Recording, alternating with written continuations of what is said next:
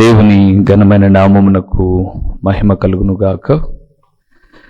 మన ప్రభువును రక్షకుడునునైన యేసుక్రీస్తుల వారి యొక్క ప్రశస్తమైన నామమునకి మహిమ ఘనత ప్రభావములు యుగయుగములకు కలుగునుగాక.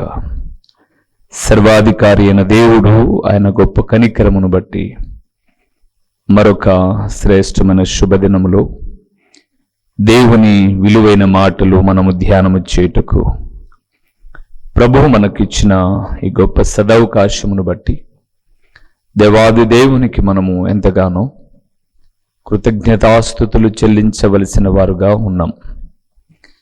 ఈ దినమును ఈ సమయమును చూడలేక ఎందరో కాలగర్భములో కలిసిపోయి ఉన్నారు. ఏ యోగ్యత లేని మనలను దేవుడు ప్రేమించి అత్యధికమైన కృపను మనకు అనుగ్రహించి ఆయన పరిశుద్ధ పాద సన్నిధిలో విలువైన మాటలు ధ్యానము చేసే భాగ్యాన్ని దయచేసి ఉండగా దేవాది దేవునికి మనసారా స్తుతులు చెల్లిస్తూ మహిమా స్వరూపైన దేవునికి స్తోత్రములు చెల్లిస్తూ దేవుని వాక్యమునటకు సిద్ధపడిన దేవుని ప్రియబిడ్డలైన మీ అందరికీ శుభవందనములు తెలియచేయుచూ ఉన్నాను. ప్రభువునందు ప్రియమైన వారలారా, దేవాది దేవుని యొక్క మహా కనికరాన్ని బట్టి మరొక శ్రేష్టమైన శుభదినములో మరొక విషయాన్ని మనం ధ్యానం చేయుటకు ప్రభువు మనకు కృపను అనుగ్రహించి ఉన్నాడు. ఈ దిన కాలమున మనము ధ్యానము చేయబోతున్న అంశ భాగము ఏమిటి అనగా, ఎవరు తప్పించుకొనలేరు. ఎవరు తప్పించుకొనలేరు. లేదా దేవుని నమ్మిన వారు ఏ లక్షణాలు కలిగి ఉంటే తప్పించుకోలేరు. ఇది బాగుంది కదండి. దేవుని నమ్మిన వారు ఏ లక్షణాలు కలిగి ఉంటే తప్పించుకోలేరు. మనం అనుకుంటాం దేవుని నమ్ముకున్న తర్వాత నరకాన్ని మనం తప్పించుకుంటామని కదండి.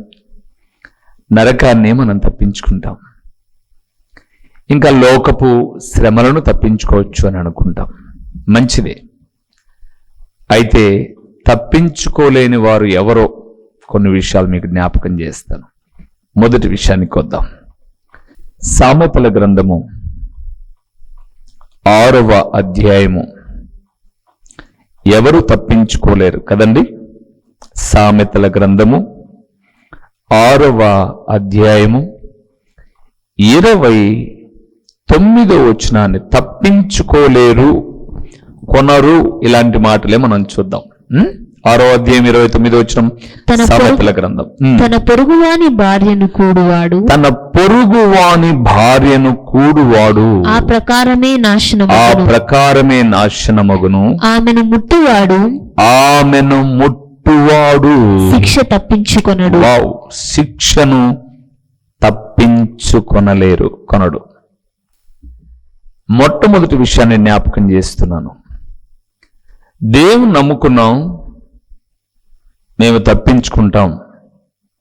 భక్తి అనే ముసుగు వేసి కదండి, లేదా ఒకవేళ నాలాగా సేవకులు అనే ముసుగు వేసి, విశ్వాసులము అనే ముసుగు వేసి,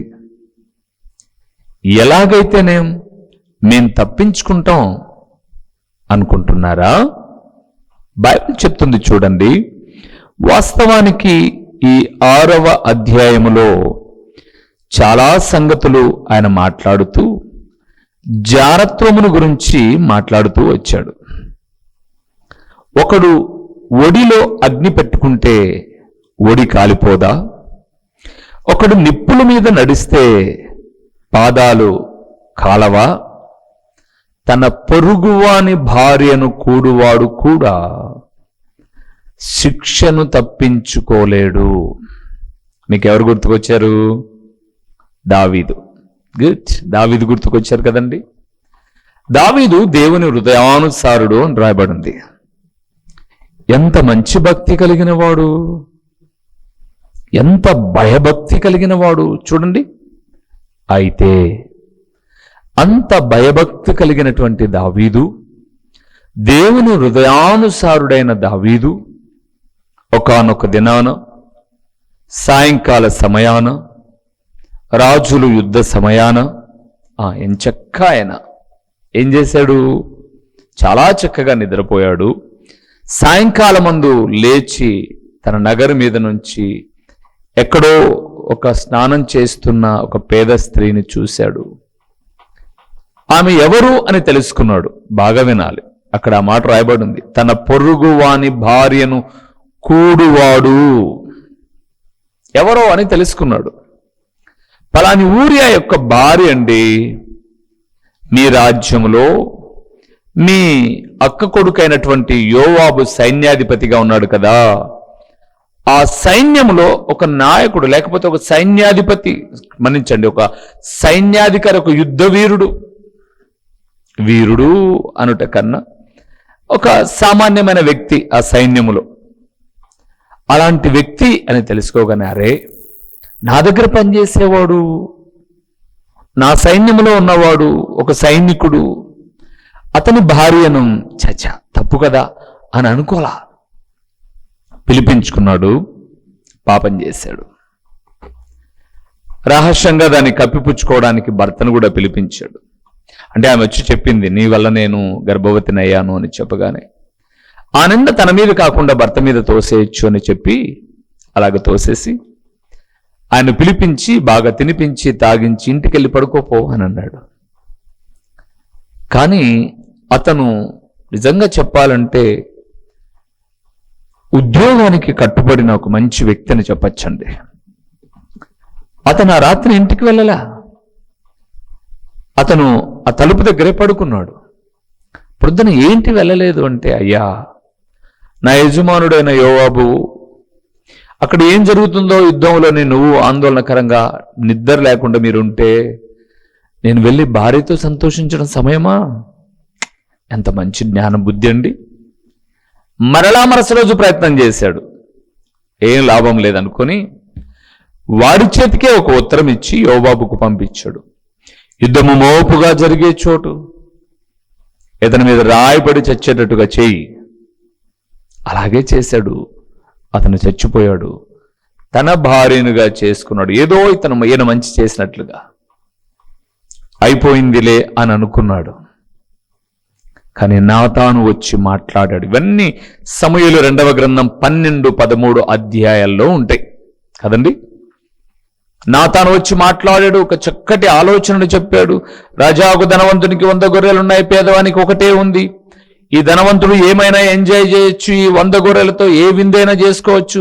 తన ఇంటికి ఒక అతిథి వచ్చాడు, అతిథిని గౌరవించడానికి ఆ పేదవాడి ఒక్కడే గొర్రెను తెచ్చాడు, దాన్ని వధించాడు, విందు చేశాడు. ఇది న్యాయం అంటే రాజు ఎగిరి, ఓ వాడు మరణానికి పాత్రుడు అన్నాడు. 1 గొర్రెకు ప్రతిగా 4 ఇవ్వాలన్నాడు. వాడు నువ్వే అన్నాడు. నాతాను నువ్వే, నేనా? ఎస్, నువ్వు అడిగితే దేవుడు ఇంకా ఏమైనా ఇచ్చేవాడు. నీ పొరుగు వాని భార్యను తెచ్చుకొని నీ కౌగిట్లో ఉంచుకొని ఎంత ఇది చేసావు నువ్వు. దేవునందు ప్రియమైన వారలారా, శిక్షను తప్పించుకోరా. పుట్టిన బిడ్డ చచ్చింది, బిడ్డ చచ్చాడు. రెండవది తన కడుపును పుట్టిన 4 భయంకరమైన జీవితాలు. ఆ రోజుల్లో తండ్రి ఒక్కడే, తల్లులు వేరు. అందుకే మనం చూస్తే అన్నైన అమ్నోను చెల్లెలైన తామారును చెరిచేశాడు. అటువైపు నుంచి వెళ్తున్నప్పుడు తమ్ముడైనటువంటి అమ్నోను అన్నైన అబ్షలోము గొంతు కోసి చంపాడు. అదోనియాను సొలొమోను చంపాడు.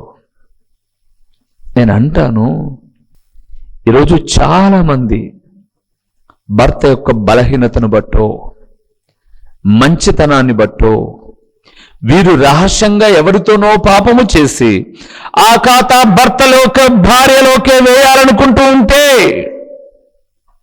శిక్షను తప్పించుకోలేవు నువ్వు సోదరుడా, సోదరి.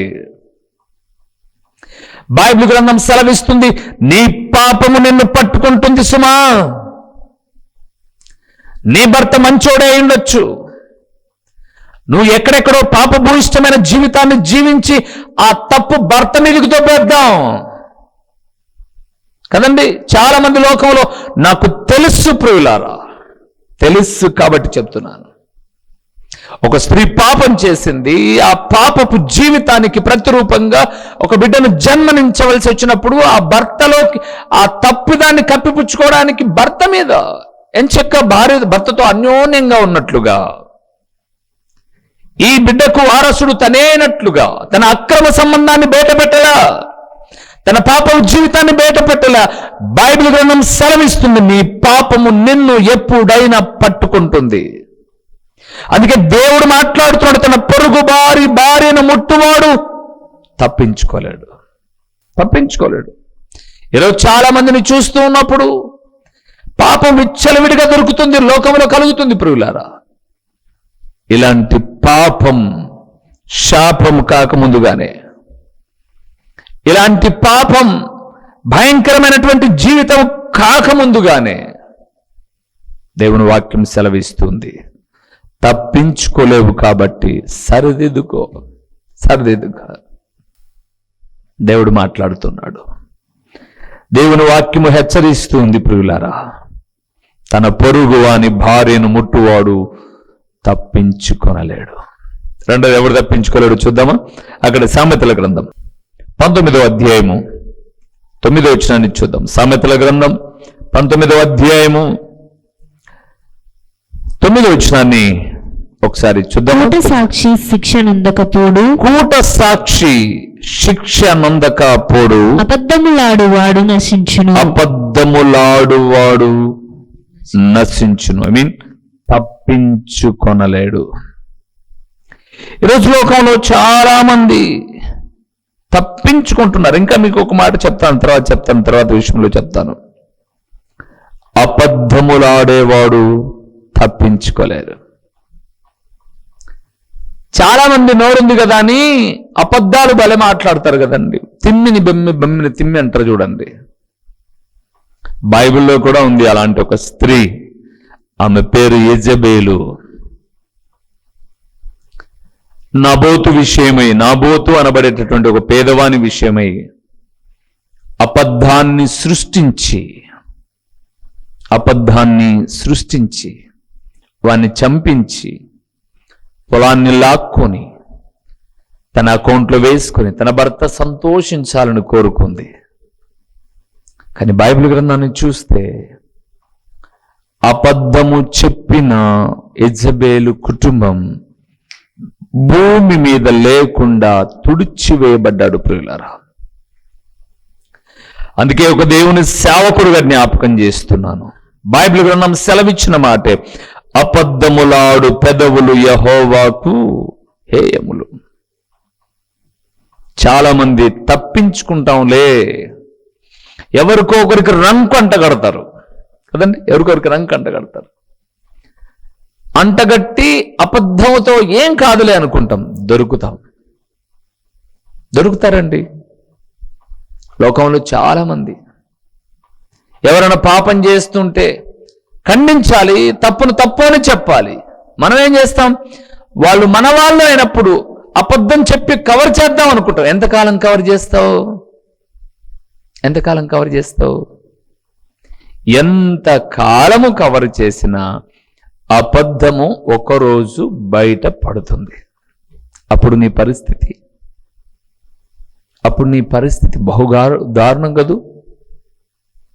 అందుకే జ్ఞాపకం చేస్తూ ఉన్నాను, అబద్ధము చెప్పువారు తప్పించుకోలేరు. మూడవది కూడా చూద్దామా? అక్కడే సామెతల గ్రంథం 19వ అధ్యాయము 19వ వచనాన్ని చూడండి. 19వ అధ్యాయం 19వ వచనం, సామెతల గ్రంథము 19:19. మహాకోపియగువాడు దండన తప్పించుకొనడు. చాలు, ఇంక చాలా ఉంది. తప్పించుకొనడు అన్న విషయం మనకొస్తే చాలు కదండి.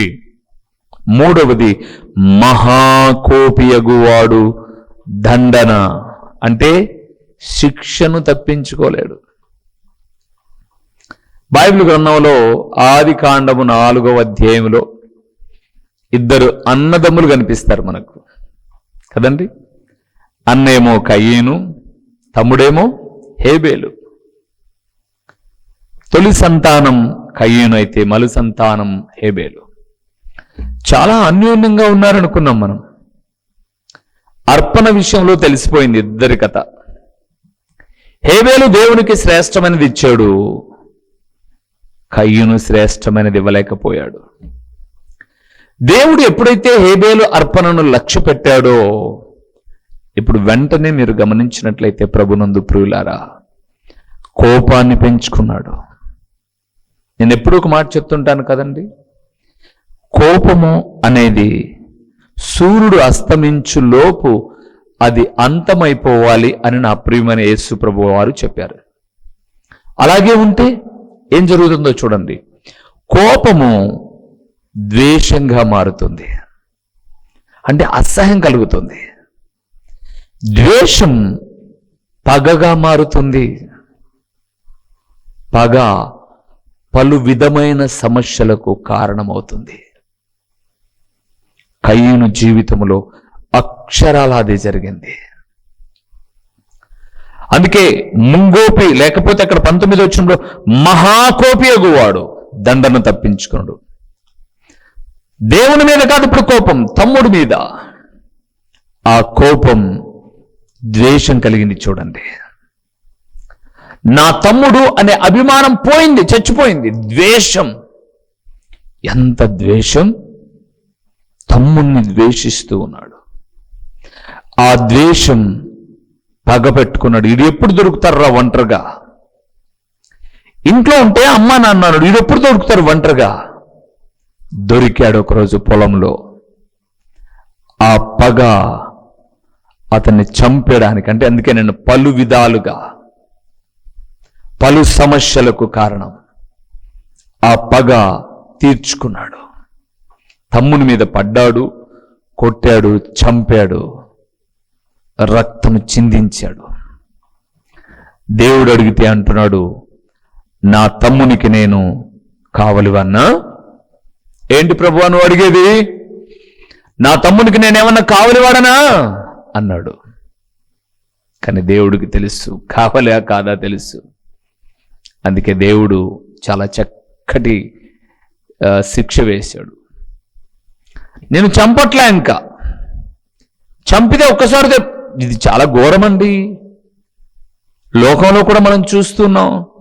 హత్య చేసిన వారికి ఉరి వేస్తే ఒకసారితో అయిపోతుంది, కానీ యావజ్జీవ శిక్ష అంటారు. జీవితాంతం బంధాలు, బంధుత్వాలు, ఆప్యాయతలు, అనురాగాలు అన్ని విడిచి జీవితాంతము జైల్లో చచ్చిపోవడం. అలాగ 4వ అధ్యాయాన్ని చూస్తే నిన్నెవడు చంపకూడదు. చంపాలని కయ్యూను కోరుకున్నాడు, చంపకూడదు, నువ్వు శిక్షించబడాలి. అయ్యో నా దోష శిక్ష నేను భరించలేనంత గొప్పది అంటాడు. తప్పదు, ఎందుకంటే అంత కోపంగా అన్యాయంగా తమ్ముని చంపుతావురా? దేవునియందు ప్రియమైన వారలారా, చెదిరిపోయాడు. అతని సంతానము శపితమైంది. ఈ మాట వింటున్న దేవుని ప్రియబిడ్డలారా, మానవ జీవితంలో మనకు కోపాలు వస్తాయి. భార్య మీద కోప్పడే భర్తలు ఉంటారు, భర్త మీద కోప్పడే భార్యలు ఉంటారు, పిల్లల మీద కోప్పడే తల్లిదండ్రులు ఉంటారు, తల్లిదండ్రుల మీద కోప్పడే పిల్లలు ఉంటారు. నీ కోపము సూర్యుడు అస్తమించుసరికి అస్తమించిపోవాలి. అంతకు మించి కోపడ్డావు అంటే అది ద్వేషంగా మారుతుంది. ఆ ద్వేషం పగగా మారుతుంది. ఆ పగ పతనానికి, పలు విధాలుగా పతనానికి కారణమవుతుంది.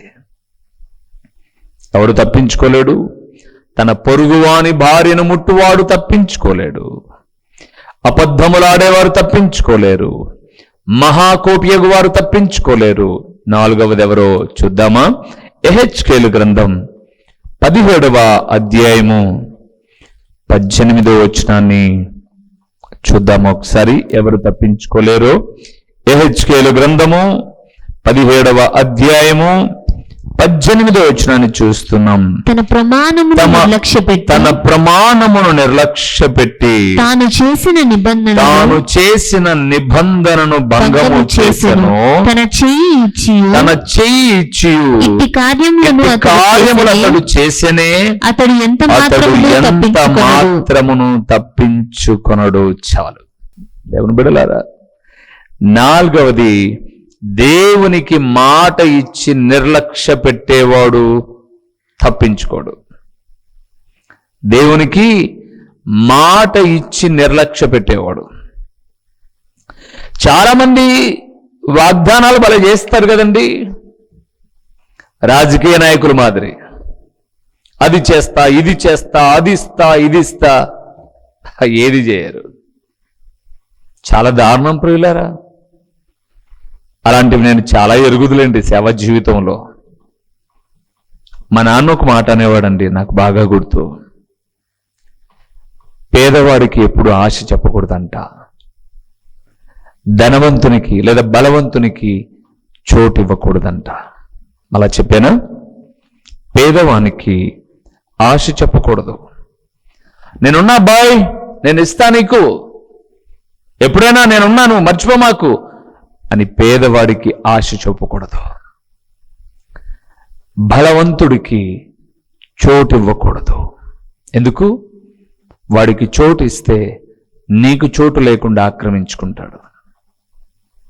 కొంచెమే లేబ్బా, నీ దగ్గర పక్కన ఉందాం అనుకుంటున్నాను, ఒక 2 అడుగులు ఏమవుతుంది అంటాడు. 2 అడుగులు కాస్త ఎంత దూరమైనా వెళ్ళిపోతుంది. పేదవాడికి ఆశ చెప్పకూడదు. చాలా మంది అండి సేవా జీవితంలో మాకు చాలా ఆశలు చెప్పారు. మీరు మందిరం కట్టుకుంటున్నారా? మాది మొదటి చేయి బ్రదర్ అన్నారు.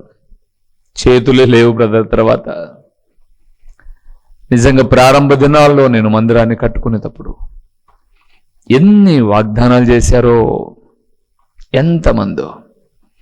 ఇంకా చెప్పాలంటే ఒక ఆమె అనింది, ఒక ఆయన, ఒక సంపన్నులు వాళ్ళు అన్నారు, బ్రదర్ మీరు చక్కగా మందిరం కట్టుకోండి, మీకు సౌండ్ సిస్టమ్ ఎంత అవుతుందో చెప్పండి, ఒక మంచి సౌండ్ సిస్టమ్ నేను తీసిస్తానని. ఒక గొప్ప నాయకురాలుండే ఆమె, డబ్బున్నామే.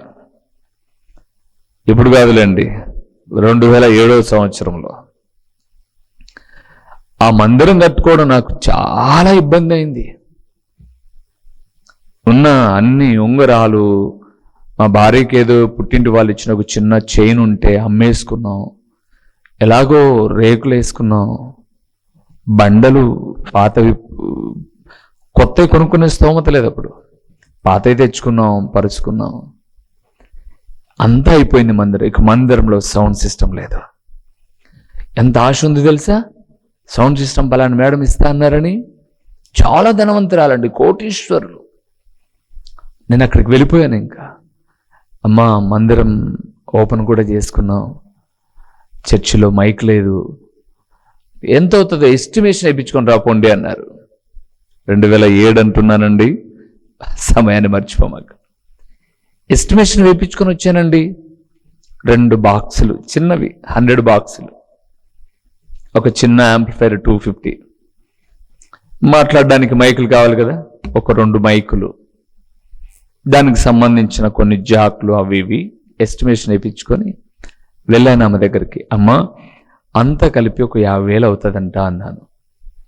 అయ్యయ్యో, నేనేదో 7-8 ఒకవేళ 10,000 లోపల అవుతుందేమో అనుకుంటే మీరు చాలా ఆశపరులే. మా ఇంటికి ఇస్తుందండి ఆమె, మీరు చాలా ఆశపరులే.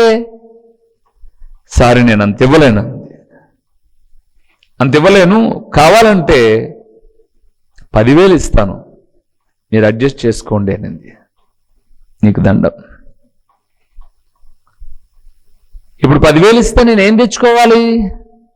అందరి దగ్గర పేరేంటి, పలానా ఆమె వాళ్ళకు సౌండ్ సిస్టమ్ తీసి ఇచ్చిందనే పేరు. ఆ 10,000కు పైన 2 బూరలు రావు, కనీసం ఒక చిన్న యాంప్లిఫైర్ రాదు. అందుకే తల ఉంచుకొని వచ్చేసామండి. కానీ దేవుడు విడిచిపెట్టాడు కదా.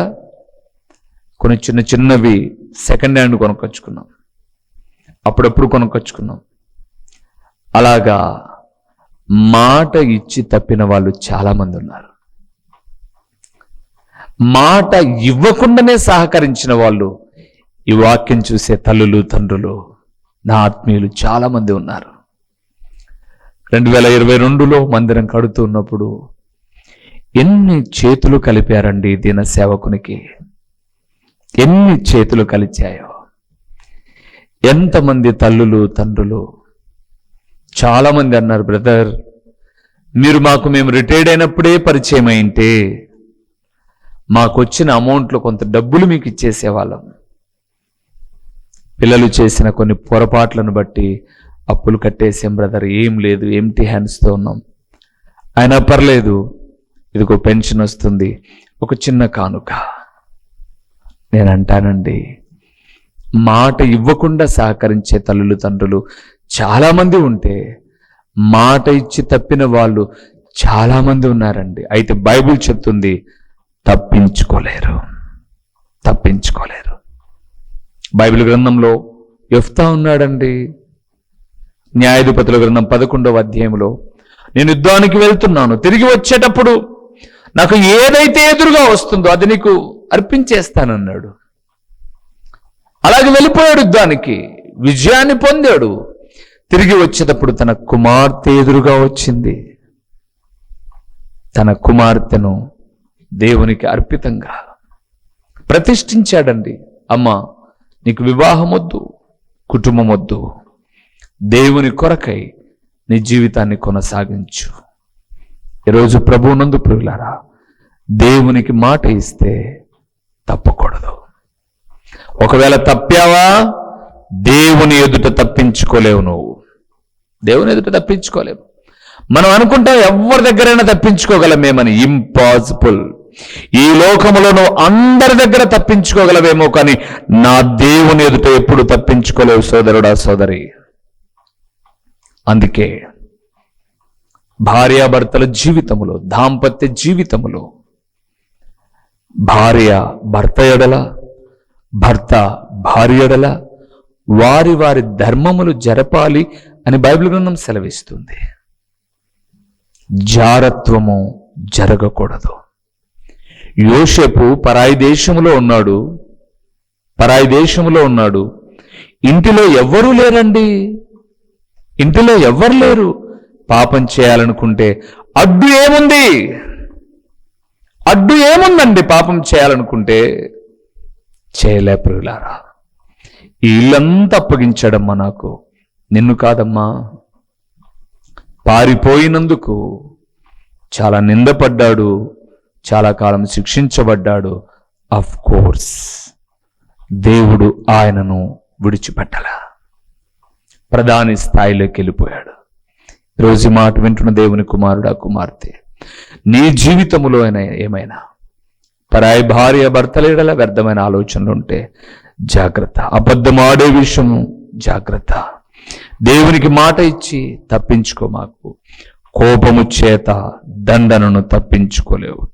ఇక 33వ కీర్తన 16వ వచనంలో అన్నాడు, ఏ రాజును ఏ వీరుడును అధిక బలము చేత తప్పించుకోలేరు అని.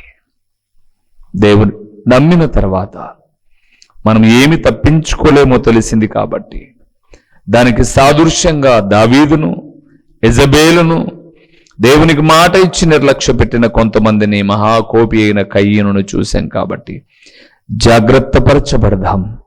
తలలు వంచి ప్రార్థన చేసుకుందాం.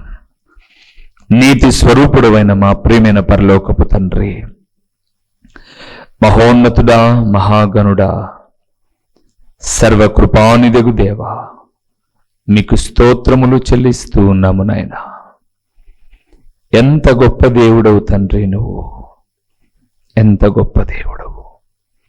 నన్ను, మమ్ములను వెదకి రక్షించుకున్నావు.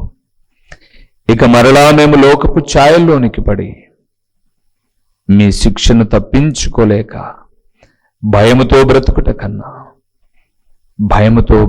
కన్నా మరే ఆధారము లేదని గ్రహించి విచ్చలవిడిగా బ్రతకక భయముతోనే బ్రతుకుతూ మీకు సాక్షిగా బ్రతుకుటకు కృపనివ్వండి.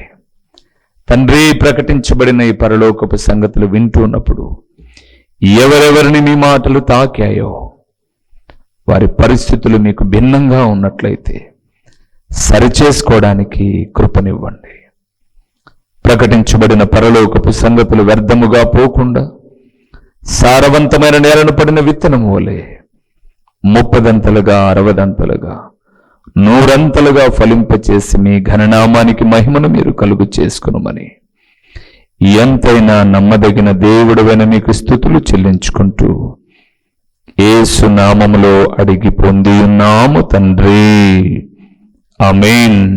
మా చిరునామా దైవజనుడు బ్రదర్ ఓ రూబేన్ గారు, క్రీస్తు ప్రార్థనా మందిరం, డోర్ నెంబర్ 1-10-386, నగరిగుట్ట, పులివెందుల, కడప జిల్లా. మీ ప్రార్థనా అవసరాల కొరకై సెల్ నంబర్ 9989067409.